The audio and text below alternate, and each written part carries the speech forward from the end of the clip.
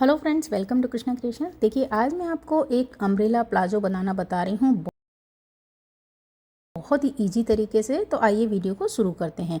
यहाँ पर मैंने फैब्रिक लिया है साटिन का और ये है 2.5 मीटर।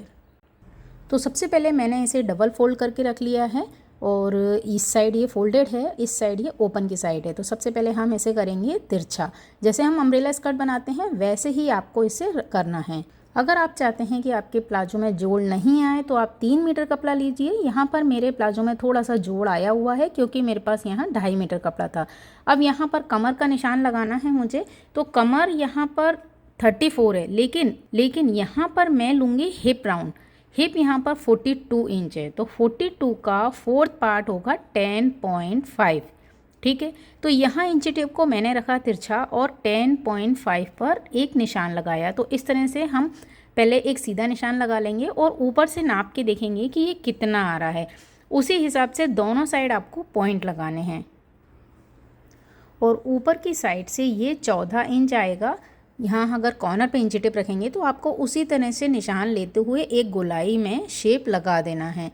अब इस गोलाई को जब हम मेज़र करेंगे तो ये आ जाएगा आपका 11 इंच, क्योंकि गोलाई में थोड़ा सा बढ़ जाता है ना। वैसे हमने 10.5 लिया था स्ट्रेट लाइन, लेकिन जब गोलाई में आप मेज़र करेंगे तो ये 11 इंच आ जाएगा, जो कि हमें चाहिए। ठीक है, अब इसके ऊपर एक 1/2 इंच लेकर आप एक निशान और बना लीजिए, क्योंकि हमें सिलाई मार्जिन भी चाहिए 1/2 इंच, है ना। अब इसके बाद यहाँ से लेंगे हम लेंथ। तो लेंथ मुझे रेडी बनानी है 38 इंच। अब यहाँ पर 1.5 इंच का मैं बेल्ट लगाऊंगी, तो वो 1.5 इंच हम इंची टिप को ऊपर सरकाएंगे कमर से और उसके बाद लेंथ लेंगे। तो देखिए, इस साइड कॉर्नर पर तो पूरा मेरा 38 इंच ही आया है। तो यहाँ पर मेरा पूरा 38 इंच आ रहा है। हालांकि यहाँ पर भी 1 इंच और एक्स्ट्रा आना चाहिए फोल्ड करने के लिए, है ना। तो मैं 38 ले लेती हूँ। अब इसके बाद अगर आप इंची टेप को पूरा शुरू के कॉर्नर पर रखेंगे और नीचे तक, तो ये 50 इंच आ रहा है। तो हम 50 इंच का लेते हुए इंची टेप से एक गोलाई लगा लेंगे। तो गोलाई वाला निशान आपको यहाँ पर लगा लेना है।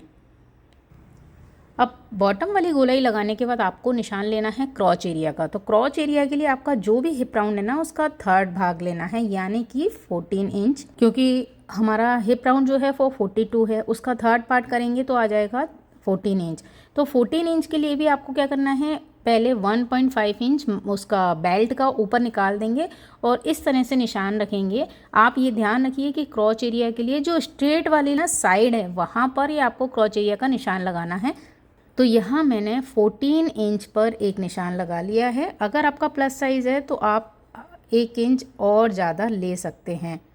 अब इसके बाद आती है प्लस साइज़ के लिए चौड़ाई के लिए, क्योंकि हम यहाँ पर कोई म्यानी वगैरह नहीं लगाते हैं। तो यहाँ पर 2.25 इंच पर मैंने एक निशान लगाया, इस तरह से लाइन, और इसे तिरछा मिला दिया।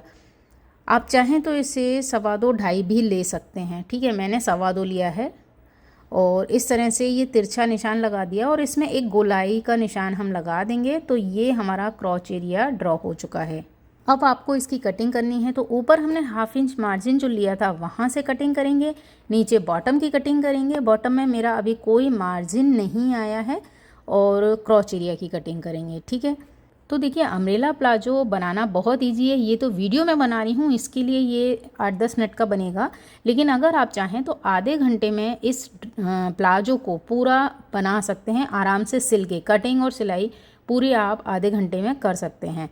तो इस हिसाब से हमने अब इसकी कटिंग कर ली है। अब नीचे का जो पोर्शन आपका दिख रहा है ना, वहाँ पर एक हिस्सा तो बराबर है, एक हिस्सा छोटा है। तो जो एक्स्ट्रा बचा कपड़ा है ना, उससे आप इस तरह से अपोजिट रखिए और वहाँ पर उतना शेप कट कर लीजिए। तो पहले मैंने 1 इंच ओवरलैप किया, पिनअप किया उसे, और पिनअप करने के बाद इसे मैंने पलट लिया।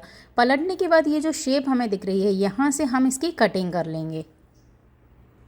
और कटिंग करने के बाद हम सबसे पहले उन दोनों हिस्सों को सिल लेंगे।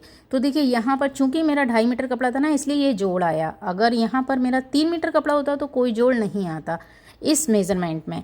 अब आपको ध्यान देना है ऊपर जो कमर वाला पोर्शन है वहाँ पर। तो मैं एक साइड से बिल्कुल 1/2 इंच का हल्की सी एक शेप दे रही हूँ।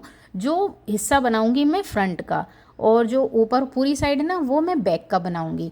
तो इस तरह से मैंने हल्की सी शेप लगा ली है फ्रंट और बैक डिसाइड करने के लिए तो जहाँ जोड़ है वो मैं बैक साइड में ले लूँगी और जो प्लेन हिस्सा है वो फ्रंट साइड में ले लूँगी।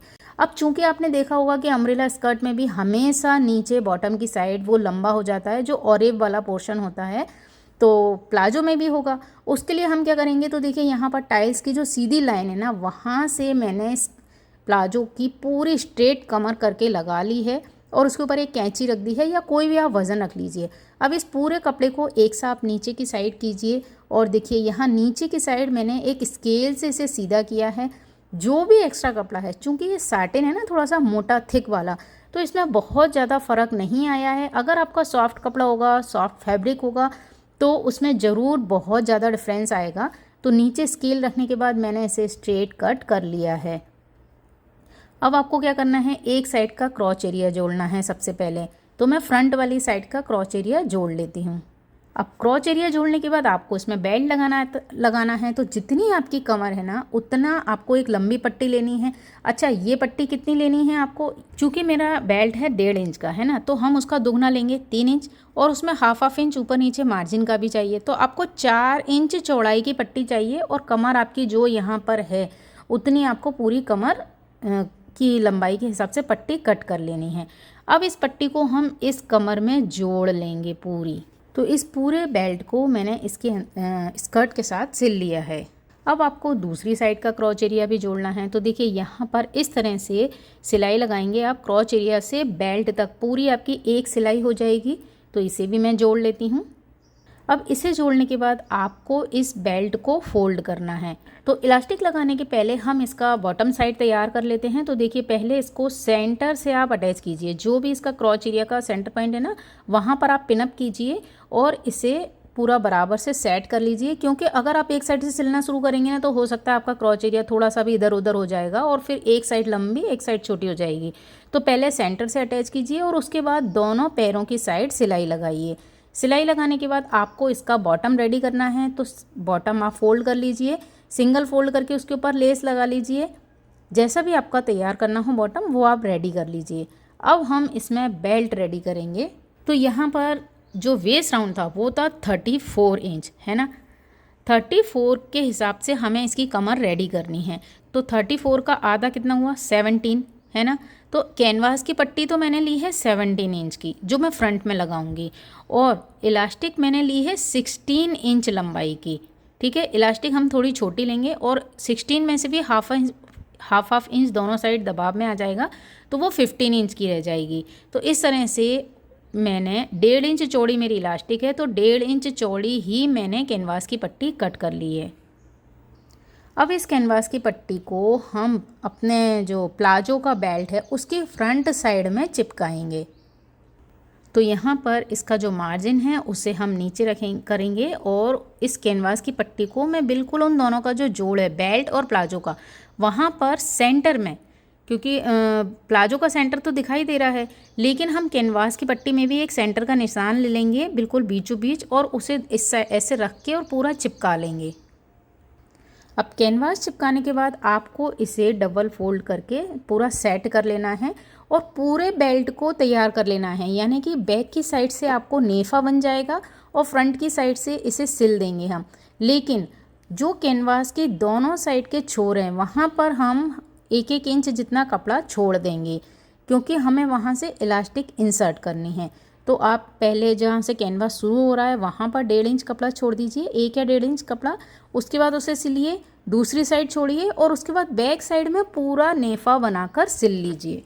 क्योंकि मेरे साथ भी प्रॉब्लम होती है, जब भी मैं इलास्टिक रखकर अगर फोल्ड करती हूँ तो कई बार सुई इलास्टिक पर चल जाती है, तो फिर वो बहुत दिक्कत आती है। ये सबसे इजी तरीका है बेल्ट बनाने का। अब देखिए यहाँ पर हमारा नेफा रेडी हो चुका है।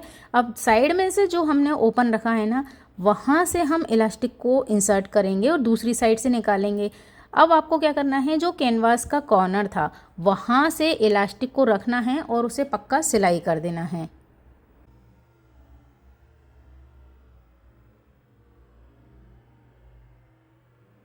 तो दोनों साइड से मैंने सिलाई कर दी है। अब इसका जो ओपन वाला साइड था उसे भी हम सिल लेंगे। इसे सिलने के बाद आप इसे थोड़ा सा स्ट्रेच कीजिए, तो इलास्टिक है ना वो पूरे एरिया में एक जैसे फिक्स हो जाएगी। अब चूँकि अंदर से घूमे नहीं, तो इसकी सेंटर में भी हम एक सिलाई लगा लेंगे जिससे इलास्टिक अपनी जगह पर सेट रहे। और बॉटम में मैं यहाँ एक जो लेस है कंगूरे वाली, उसे नीचे की साइड लटकाते हुए इसे सिल लूँगी। तो यहाँ पर प्लाजो का जो लुक है वो इस तरह से आया है। आप देख सकते हैं कि इसका बॉटम प्रॉपर एक जैसा आया है और इस तरह ये रेडी हो गया है। तो बहुत इजी है इसे बनाना और बहुत ही खूबसूरत इसका लुक आया है। पूरी ड्रेस का जो लुक आएगा वो मैं नेक्स्ट वीडियो में दिखाऊंगी, इसका टॉप इसके साथ बनाऊंगी जब। तो आई होप आपको वीडियो पसंद आया होगा। वीडियो पसंद आया तो इसे लाइक शेयर ज़रूर कीजिएगा।